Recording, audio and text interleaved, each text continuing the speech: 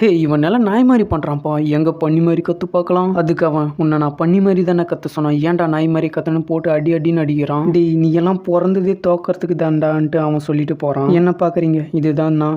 என்னை எப்பவுமே புள்ளி பண்ணிகிட்டே இருப்பாங்க. ஒரு நாய்க்கும் கீழே தான் என்னை மதிப்பாங்க. எவ்வளவு கஷ்டமாக இருந்தாலும் நான் வீட்டுக்கு போனால் கொஞ்சம் ரிலாக்ஸ் ஆயிடுவேன் அப்படின்னு ஹீரோ சொல்லிட்டு இருக்கான். அப்போ என்னோட அம்மா வந்தாங்க. எனக்கு இந்த ஸ்கூலே பிடிக்கல, நான் வேற ஒரு ஸ்கூலுக்கு போகிறேன்னு ஹீரோ அவங்க அம்மா கிட்ட சொல்கிறான். நம்ம இருக்கிற வீட்டுக்கு வாடகை கொடுக்கறதே ரொம்பவே கஷ்டமாக இருக்குது. இதில் நீ வெளியே போய் படிச்சுன்னா அதுக்கு ரொம்பவும் செலவாகும் அப்படின்னு ஹீரோட அவங்க அம்மா சொல்றாங்க. எனக்கு இந்த ஸ்கூலும் பிடிக்கல, ஏழையா பிறந்தது எனக்கு பிடிக்கலன்னு ஹீரோ அவங்க அம்மாவோட கஷ்டத்தை புரிஞ்சுக்காம திட்டிட்டு போயிடுறான். அடுத்த நாள் எங்க அம்மா ஸ்கூலுக்கு வந்தாங்க. என்னை புள்ளி பண்ணிட்டு இருக்கிறத பார்த்துட்டு எங்க அம்மாவும் ரொம்ப கஷ்டப்பட்டாங்க. நான் சொன்னதையும் புரிஞ்சுக்கிட்டாங்க. அதனால என்னை வேற ஸ்கூலுக்கு மாத்திட்டாங்க. நானும் என்னோட புது வீட்டுக்கு போயிட்டேன். அடுத்த நாள் எனக்கு தேவையான பொருட்களை வாங்கலாம்னு வெளியே போனேன். அப்போ ஒரு பொண்ணு போனை நோண்டினே வந்து என் மேல இடிச்சிருச்சு. அந்த ஸ்கூல் மாதிரியா தான் இந்த பொண்ணு என்னை திட்ட போகுதுன்னு நான் நினைச்சேன். என்னை மன்னிச்சிருங்க, உங்க மேல நான் தெரியாம மோதிட்டேன்னு அவ சொன்னா. என்ன ஃபர்ஸ்ட் டைம் ஒருத்தர் மனுஷங்களாம் மதிச்சுனுக்கிறாங்கன்னு நான் அப்படியே உறைஞ்சி போய் நின்றுட்டு இருந்தேன். அதை பார்த்து அந்த பொண்ணோட பாய் ஃப்ரெண்ட் என்னடா பண்ணிப்பா இல்லை என்னோட ஆளை பார்க்குறேன்னு நம்ம ஹீரோவை அடிக்க ஆரம்பிச்சிடறான். அங்கே இருந்தவங்கலாம் அந்த வீடியோ பிடிக்க ஆரம்பிச்சிடுறாங்க. அந்த வீடியோ இன்டர்நெட்டில் ரிலீஸ் ஆகிறதையும் நம்ம ஹீரோ பார்க்குறான். கமெண்டில் போய் பார்த்தா நம்ம ஹீரோவை நிறைய பேர் பாடி ஷேமிங் பண்ணியிருக்காங்க. கமெண்டில் அந்த பண்ணி பையன் எப்படி அடி வாங்குறான் பாருன்னு நிறைய பேர் கமெண்ட் பண்ணியிருக்காங்க. அதை பார்த்து என்னோட வாழ்க்கை எப்பவுமே மாறாதான்னு நான் கதறி கதறி அழுந்துட்டு இருந்தேன். அப்படியேவும் தூங்கிட்டேன்.